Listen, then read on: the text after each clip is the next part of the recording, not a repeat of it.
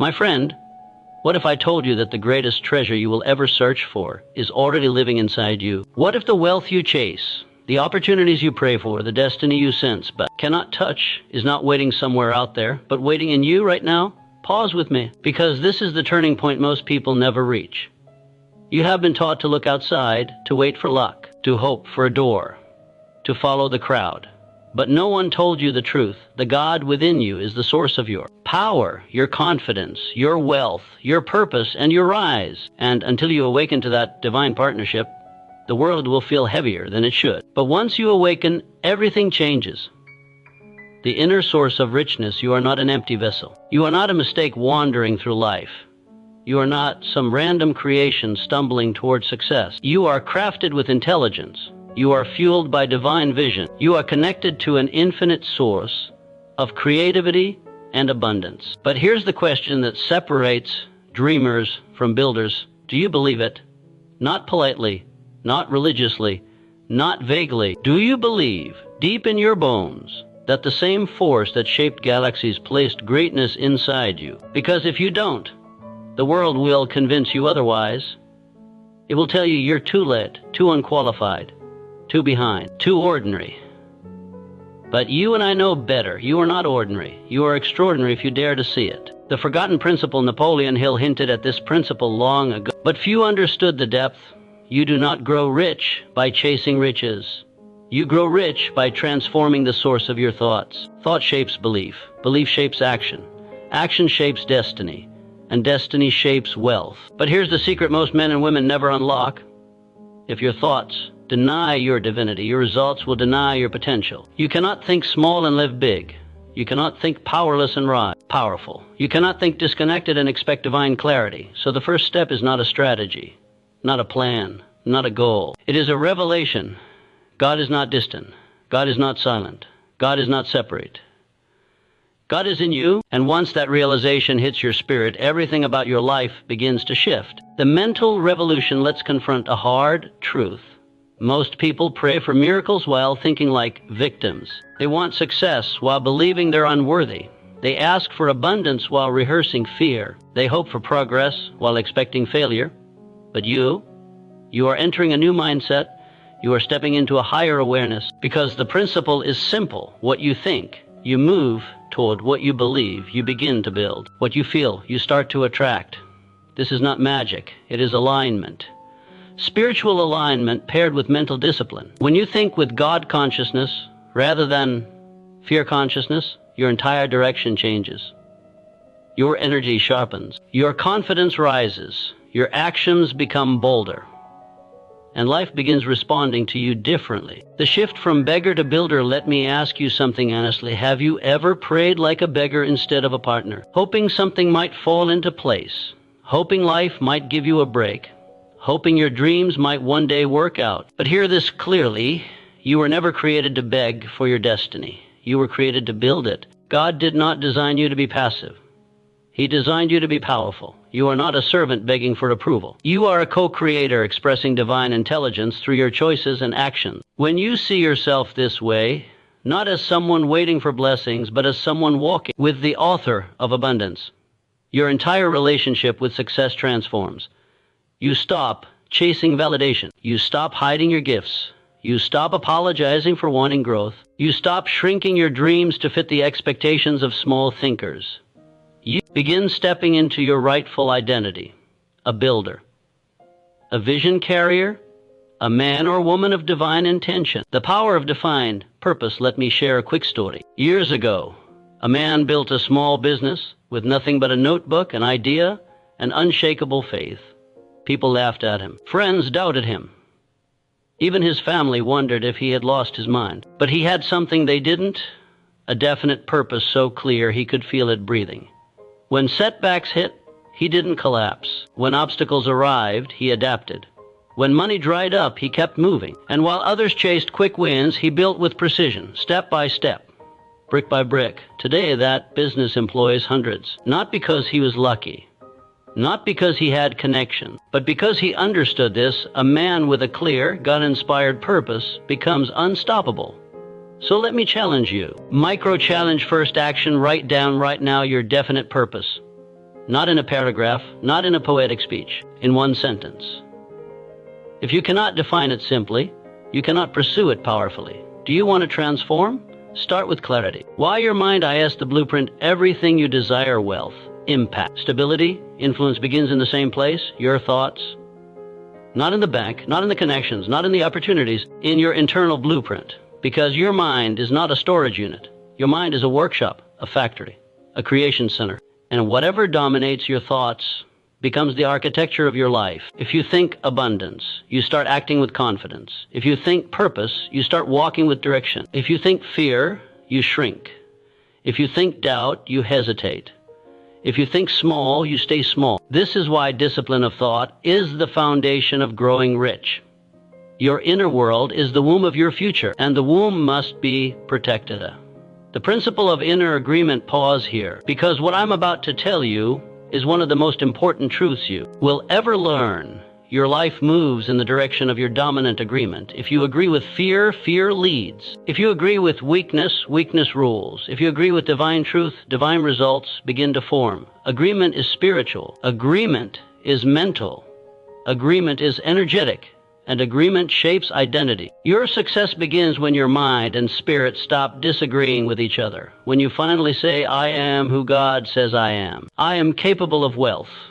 I am worthy of greatness. I am not behind. I am becoming. That alignment, that is where power begins. Visualization as spiritual activation. Most people think visualization is childish daydreaming, but it isn't. It is a spiritual discipline. When you visualize your future clearly, your mind begins organizing itself toward that outcome. You speak differently, stand differently, think differently, walk differently, act differently. Your subconscious starts making decisions that match the vision instead of the fear. Let me give you a small example. Have you ever decided you wanted a specific car, a model you rarely noticed before, and suddenly you begin seeing that car everywhere? They didn't just appear. Your awareness changed. Visualization works the same way. The moment your inner awareness shifts, the world reveals opportunities you were blind to before. So here is your next challenge. Micro challenge, second action span. 60 seconds, just 1 minute visualizing the life you want. Not vaguely, not lazily, vividly, specifically, emotionally. See it, feel it, own it. What you can see internally, you can create externally. Thoughts as seeds. Every thought you think plants something. A seed of poverty or a seed of abundance. A seed of fear or a seed of courage. A seed of possibility or a seed of limitation. Seeds do not blossom instantly. They grow quietly before they grow visibly. So ask yourself, what seeds have you been planting lately? If you plant doubt, you harvest hesitation. If you plant complaining, you harvest frustration. If you plant faith, you harvest momentum. If you plant gratitude, you harvest resilience. If you plant clarity, you harvest direction. Your thoughts are gardens, my friend. And your results are the fruit. If you want different fruit, you need different seeds. The first transformation, before wealth grows in your accounts, it must grow in your identity. Before success shows up in your results, it must show up in your attitude. Before opportunities appear in your path, they must appear in your belief system. This is why you must stop waiting to feel ready. Readiness is not an emotion. Readiness is a decision. The world will not give you permission to rise. Fear will not step aside politely. And doubt will not retire on its own. You must step forward while uncertainty exists. You must act before clarity fully forms. You must build before anyone claps. Because when you decide, heaven aligns. When you commit, doors shift. When you declare your purpose, momentum wakes up. This is how a new chapter begins. My friend, what if the only thing standing between you and the life you were born to live is a story you never chose but accepted anyway? Think about that. How many limits in your life are truly yours? How many ceilings did you build with your own hands? And how many were handed to you by people who never knew your potential? Let's begin here, because part 2 is not gentle. This is the part where false identities crumble, where small thinking collapses, where excuses finally meet their expiration date, because you cannot rise while dragging the weight of who you used to be. The invisible walls most people are not stopped by real barriers. They are stopped by invisible ones, mental fences built from childhood, culture, trauma, fear, comparison, doubt. Some were installed by parents who meant well but thought small. Some came from teachers who saw your behavior but not your brilliance. Some came from friends who felt threatened by your potential. Some came from failures that bruised your confidence. And here is the truth most never confront. The greatest prisons are built inside the mind, not outside of it. A man can walk freely in the world, yet still live chained internally. Chained by a belief that he is not enough. Chained by a belief that he is too late. Chained by a belief that success is for others but not for him. But listen carefully. A belief is only a belief because you keep feeding it. The moment you stop nourishing a lie, it begins to starve. The limit-breaking revelation: there comes a moment in every rising life when a person looks in the mirror and realizes the version of me I've been living as is too small for where God is taking me. This moment is terrifying because breaking limits is not comfortable. You are required to confront things you avoided for years. You are required to admit that some of your old patterns, old environment, old friends, old habits, old fears cannot come with you.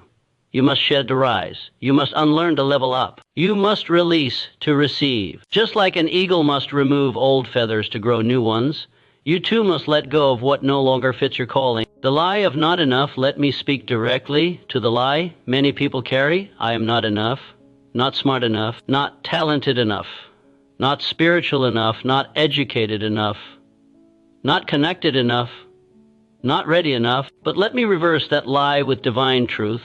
If God gave you the vision, He already gave you the capacity. You are enough for the assignment attached to your life. You may not feel ready. You may not see the entire path. You may not have the confidence yet. But confidence doesn't come first.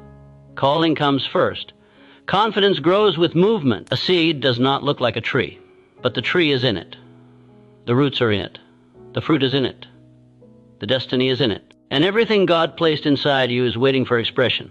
The cost of holding back. Here's a harsh question. Who suffers when you stay small? You do. Your future family does. Your children do. Your community does. Everyone assigned to your influence suffers when you dim your light, because someone, somewhere is waiting on the version of you that you keep postponing. Your ideas could inspire. Your wisdom could guide. Your courage could awaken someone else. Your discipline could build something generational. Your story could pull someone out of darkness. So the real tragedy isn't failure. The real tragedy is never showing up fully. The world doesn't need another person pretending to be safe.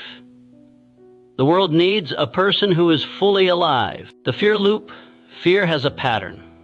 It follows a predictable loop. You feel a nudge, then fear adds doubt. You hesitate, opportunity passes, you regret, and the cycle repeats. Fear is not powerful. Fear is persuasive. Fear speaks with familiarity. Fear whispers in your own voice. Fear sounds logical even when it is lying. But here's what fear never tells you. It has no authority unless you obey it. Fear presents possibility. You give it permission, and the moment you refuse permission, fear loses influence. Let me say it plainly. You cannot be a prisoner of fear and a partner with God at the same time. You must choose one. The reframe that shatters limits: what if, instead of seeing obstacles as signs, you should stop? You saw them as confirmation you're exactly where you should be. Obstacles are not barriers. Obstacles are feedback. Obstacles are refinement. Obstacles are growth indicators. Every person who ever became wealthy, impactful, influential, or spiritually mature had to push through uncomfortable moments. The athlete pushes past fatigue. The entrepreneur pushes past doubt. The creator pushes past silence. The believer pushes past fear. The difference between the successful and the stuck is not opportunity. It is willingness to endure discomfort. Story. The two men atop the mountain. Imagine two men standing at the base of a mountain. Both want to reach the peak. Both feel the calling. Both feel the challenge. The first man looks up, sees the height, and says, "It's too far, too steep, too risky." He walks away. The second man looks up and says, "I don't know how I'll reach the top, but I know I'm meant to climb." He takes the first step, and step by step, slowly, imperfectly, breathlessly, he rises. Which man succeeds? Not the trained one, not the talented one, not the most confident one. The one who decided to climb. And that is you now. The climber, the riser, the one who won't walk away. The limit-breaking challenge, micro-challenge, third action. Write this sentence somewhere. Visible, my limits are learned, not permanent, and today I begin unlearning. Then ask yourself 3 questions. 1. What fear have I been obeying? 2. What calling have I been ignoring? 3. What step have I avoided that I know God is waiting for me to take? Your answers will reveal the wall you must break next. The real you versus the old you inside you are 2 versions. The old you driven by fear, guided by scarcity, attached to comfort, protecting ego, avoiding risk, waiting for approval. The real you, bold, focused, spiritually grounded, disciplined, creative, capable of wealth, connected to divine intelligence. Most people live and die as the old version because it feels familiar even when it is painful. But you are awakening the real version. The version that knows it was created for elevation. The version that refuses to settle. The version that honors God by becoming everything He built you to be. The world may recognize the old you, but heaven recognizes the real you. And it is time for them to meet. The power of decision-breaking limits always begins with a single moment, the moment you decide, not hope, not wish, not try. Decide. Decision is spiritual power. Decision is identity. Decision is alignment. When you decide, the universe reorganizes around that decision. When you decide, your habits shift. When you decide, your language changes. When you decide, your posture transforms. When you decide, your future accelerates. People think success is complicated, but the truth is simple. Success follows the decisive. Struggle follows the hesitant. So let me ask you, what have you been postponing? What calling have you been delaying? What dream have you been telling yourself is too big? What purpose have you been putting on hold? Today is the day decision replaces delay. The cost of comfort. Comfort is a silent killer. It feels warm. It feels familiar. It feels safe. But comfort has never built anything extraordinary. Comfort has never made history. Comfort has never created wealth. Comfort has never awakened greatness. Comfort says, stay here. Don't change. Don't risk. Destiny says, if you stay here, you'll suffocate. The life you want is not in your comfort zone. It is on the other side of courage. Your limit-breaking shift. Let this truth settle into your spirit. You rise the moment you stop arguing for your limitation. Stop defending your weakness. Stop rehearsing your past. Stop explaining why you can't. Stop giving your excuses oxygen. You are stepping into a new agreement now. A new identity, a new standard, a new rhythm, a new level of faith. The God within you is not limited. So why should you be? My friend, what if everything you desire is already within reach, but you keep missing it? Not because you lack potential, but because you lack structure? Think about it. You don't rise to the level of your dreams. You rise to the level of your systems. And in this part 3, we build the structure, the discipline, and the daily rhythm required to turn divine potential into visible reality, because clarity without discipline becomes frustration. Purpose without structure becomes pressure. Vision without systems becomes stress. This is a chapter where you stop hoping for consistency and start engineering it. The holy pattern of success. People believe success is random. It isn't. Success is patterned, predictable, traceable. Every man or woman who has created lasting wealth, financial, spiritual, emotional, or generational, did it through habits, routines, and standards that were unwavering. The spiritually grounded use discipline as devotion. The wealthy use discipline as strategy. The impactful use discipline as identity. Why? Because discipline is not punishment. Discipline is alignment. Discipline says, I am committed to the future God placed in me. I act according to purpose, not mood. I show up whether motivation is present or not. A disciplined person does not rely on inspiration. A disciplined person creates momentum. The difference between motivation and momentum. Motivation is emotional. Momentum is mechanical. Motivation fluctuates. Momentum compounds. Motivation gets you started. Momentum gets you finished. Motivation asks, how do I feel today? Momentum asks, what must be done today? If your life is built on motivation, you will rise and fall constantly. If your life is built on systems, you rise slowly, steadily, powerfully, regardless of whether mood or challenge. So let me ask you, have you been depending on inspiration when you should be building infrastructure? The 3 domains of discipline. Discipline is not about forcing yourself to suffer. It is about aligning your behavior with your destiny. There are three major domains. 1. Mental discipline. This is the control of thought, filtering negativity, rejecting inner doubt, choosing empowering truth. Mental discipline asks, does this thought support my calling or sabotage it? 2. Emotional discipline. This is the control of reaction, not letting fear dictate decision, not allowing frustration to break consistency, not allowing discouragement to interrupt action. Emotional discipline asks, does this feeling deserve my obedience? 3.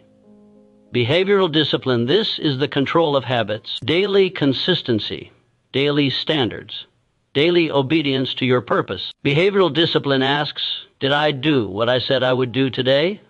Master these three, and your life cannot stay the same. The system behind every strong man or woman, let me tell you a truth very few understand. Your goals don't determine your future. Your systems do. Your system is your daily script, your non-negotiable rhythm, your sacred routine. Every person who has transformed their life started with one thing, a fixed structure that protected their purpose from distraction, laziness, and inconsistency. So here is your reality check. If you don't build a system, your environment will build one for you. And the environment system is always the same.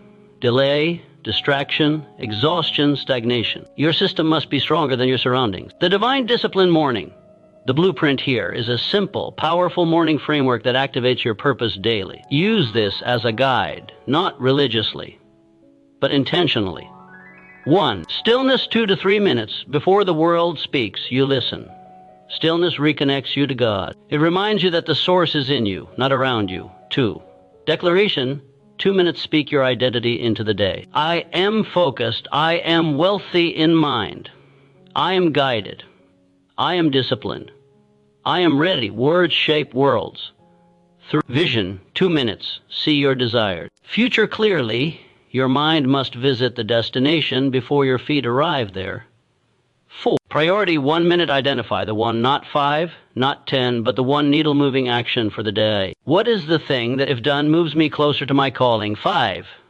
Action non-negotiable. Do it before the world interferes. This morning structure doesn't take an hour. It takes less than 10 minutes. But it will alter the course of your entire day. Because powerful days build powerful weeks. Powerful weeks build powerful months. And powerful months build transformational years. Why most people fail IT discipline, not because they are lazy, not because they lack ambition, not because they don't want success. Most people fail because 1. Their goals are vague. A vague direction produces wandering. 2. Their schedule is unprotected. A calendar with no boundaries becomes a battlefield. Their habits are based on mood. Mood-led people rarely build anything lasting. 4. Their identity hasn't shifted. They still see themselves as the old version. The procrastinator, the doubter, the inconsistent one. Identity must change first. Behavior follows identity. The identity shift of a disciplined person. You must become the person who says, I do hard things by default. I finish what I start. I am a builder, not a talker. My discipline honors the God in me.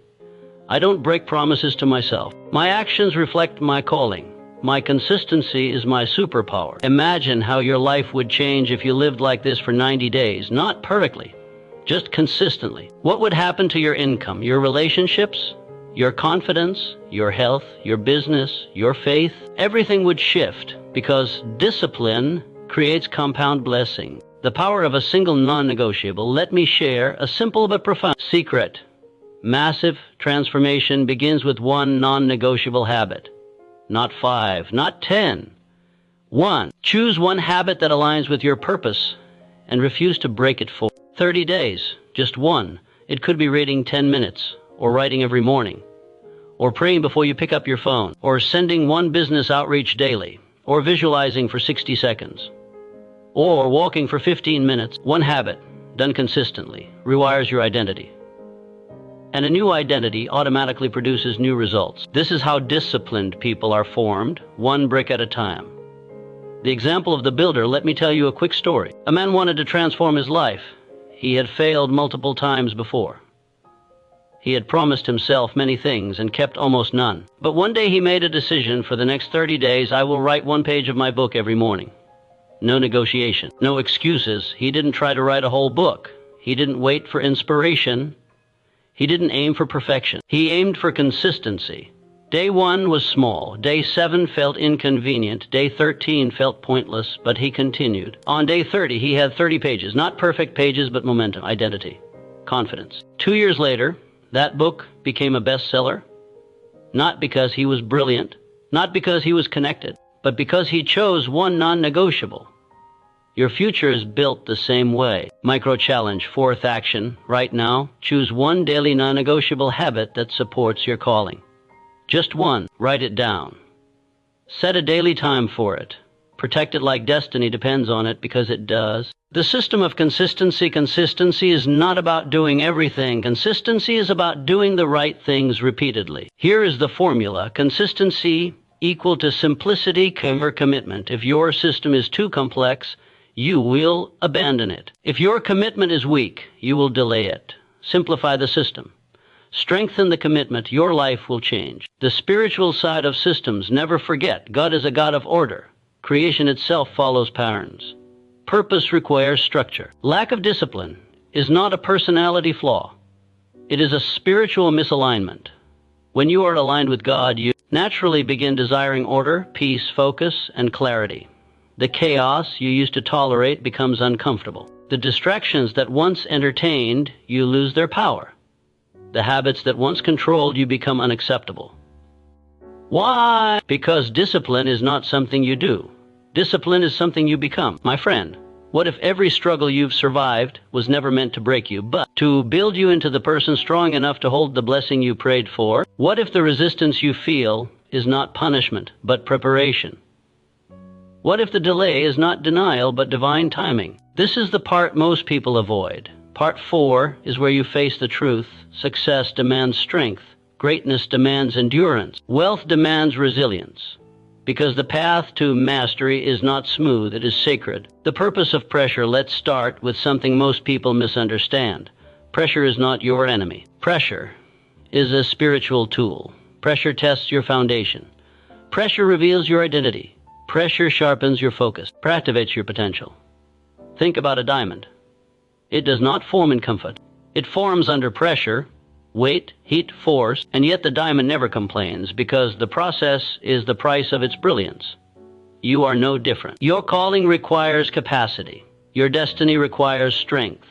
Your wealth requires resilience, and strength is not gained when things are easy. Strength is built when things feel impossible. The truth about setbacks, let me tell you something that will change your view forever. A setback is not a sign to stop. A setback is a sign to strengthen. Setbacks reveal weaknesses that success would have exposed later. Setbacks teach lessons comfort could never teach. Setbacks develop resilience that opportunity requires. Every great builder experienced moments where everything seemed to fall apart. But instead of collapsing, they recalibrated. You are not failing. You are forming. Let that settle in your spirit. The difference between quitting and adjusting: most people quit because they mislabel their season. They think, I'm stuck, when in truth, you're being stretched. They think this is the end, when in reality, this is the transition. They think this isn't working, when the truth is, you're being refined. A wise person doesn't quit. A wise person adjusts. Your first plan won't be your best plan. Your first version won't be your strongest version. Your early attempts won't reveal your highest potential, but they build you. They teach you. They prepare you. Only the ones who persist long enough discover what they're truly capable of. The spiritual root of resilience. Resilience is not toughness. Resilience is trust. Trust that God is guiding you. Trust that your steps are ordered. Trust that even the delays are divine. Trust that what feels heavy now is preparing you for what's ahead. You don't endure because you're stubborn. You endure because you're aligned. You endure because quitting would betray the person you're becoming. You endure because the God in you is incapable of failure. The embrace of discomfort. Let me say this clearly. If you avoid discomfort, you avoid growth. Discomfort signals expansion. Discomfort indicates transformation. Discomfort means you are stepping into territory unfamiliar to your old self. Every new level requires a new level of endurance. Think about muscles. They grow by breaking first. They strengthen through stress. They build through resistance. Your spirit is no different. You must learn to embrace discomfort with the mindset, this is building me, this is preparing me, this is shaping my capacity. because without discomfort, there is no development. The storm test imagined this. A storm hits two houses. One stands, one breaks. What made the difference? Not the storm, but the foundation. Storms don't reveal what you lack. They reveal what you built. Storms show whether your identity is rooted in fear or faith. Storms reveal whether your purpose is fragile or fortified. Storms expose whether you're aligned with divine purpose or anchored in insecurity. A strong person is not someone who avoids storms. A strong person is someone who prepares for them. And resilience is that preparation. The breaking moment, everyone on the path to greatness faces the breaking moment. This is the moment where your mind whispers, give up, stop, this is pointless, this is too hard, this will never work. Your body is tired, your emotions are weak, your confidence is shaking. And in that moment, you choose. You choose whether you will follow the old version of yourself or the future version calling your name. Most give up here, but the few who don't, the few who push one more time, unlock a version of themselves that cannot be defeated. Your breakthrough is always on the other side of your breaking point, always. Story. The master craftsman. There was a craftsman who built wooden instruments. His students admired his final creations, elegant, smooth, flawless. One day a student asked, how do you make them so perfect? The craftsman smiled and said, I don't search for perfection. I search for weaknesses. Every flaw I find makes the final instrument stronger. That is resilience. Resilience is not the absence of weakness. Resilience is the willingness to confront weakness until strength emerges. And life teaches you this lesson the same way a master teaches a student, with pressure, repetition, and refinement. The power of rejection, delay, and silence. There are three experiences that shape the strong. 1. Rejection is redirection. It protects you from misaligned paths. It awakens hunger. It sharpens your clarity. Delay builds strength. Delay develops patience. Delay trains faith. Delay increases capacity. What arrives too early cannot be sustained. 3. Silence tests your devotion. Silence reveals your motives. Silence forces you inward to rely on wisdom instead of noise. These three experiences will either break you or build you into someone unshakable. Micro-challenge. 5th action. Write down the one obstacle in your life that has been draining your energy: fear, inconsistency, embarrassment, financial pressure, loneliness, doubt. Now, next to it, write this sentence. This is not blocking me, this is building me. Put it where you can see it tomorrow morning. Your language shapes your resilience. The capacity principle, never forget this. God will never bless you beyond your capacity to hold it. You want more money? Build more discipline. You want bigger opportunities? Build more resilience. You want influence? Build integrity. You want success that lasts? Build character that lasts. Capacity comes before calling. Strength comes before success. Resilience comes before reward. The most important skill, recovery. Strong people aren't strong because they never fall. They're strong because they rise quickly. They don't stay down. They don't drown in regret. They don't spiral in self-pity. They recover fast. Resilience is not about never breaking. It is about never staying broken. Master recovery, and you master momentum. The unseen advantage of the resilient people who develop resilience have something others don't: a spiritual backbone. They are not easily shaken.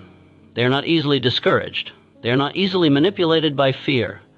They walk differently, speak differently, build differently. They have endurance that does not come from willpower, but from divine partnership. Because they know something most don't. When God walks with you, no opposition is final. My friend, what if your greatest wealth is not the money you earn, but the mind you build and the legacy you leave behind? What if true richness is not measured in dollars, but in destiny? Not in possessions, but in the people who rise because you rose. This is part 5, the chapter where everything we've built so far becomes bigger than you, where your mindset becomes expansive, your purpose becomes generational, and your life becomes a blueprint for others to follow. Let's begin. The mind above the money. Most people chase wealth with a limited mind. They want money, but they think small. They want success, but they think fear. They want abundance, but they think scarcity. But hear me clearly, a small mind cannot hold a big blessing. A fearful mind cannot manage abundance. A limited mind cannot build legacy. Money flows to identity.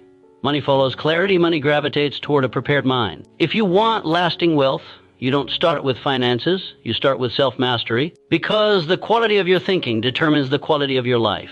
The abundant mindset is not naive. It is not delusion.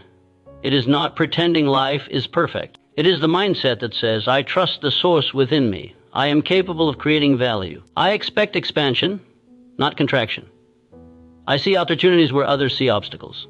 I build solutions instead of excuses. Abundance is a frequency, a spiritual vibration, a way of thinking, speaking, choosing, and acting. It is the belief that there is more than enough opportunity, enough wisdom, enough wealth, enough room for you to rise. Scarcity shrinks you.